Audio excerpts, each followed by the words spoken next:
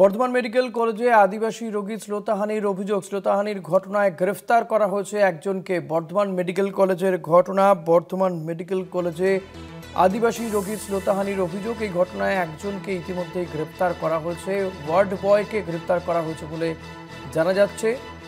শ্লীলতাহানির অভিযোগ। বর্ধমান মেডিকেল কলেজে আদিবাসী রোগীকে শ্লীলতাহানির অভিযোগ।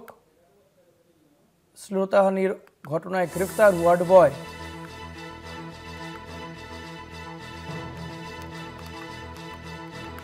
বর্ধমান মেডিকেল কলেজে আদিবাসী রোগীকে শ্লীলতাহানির অভিযোগ।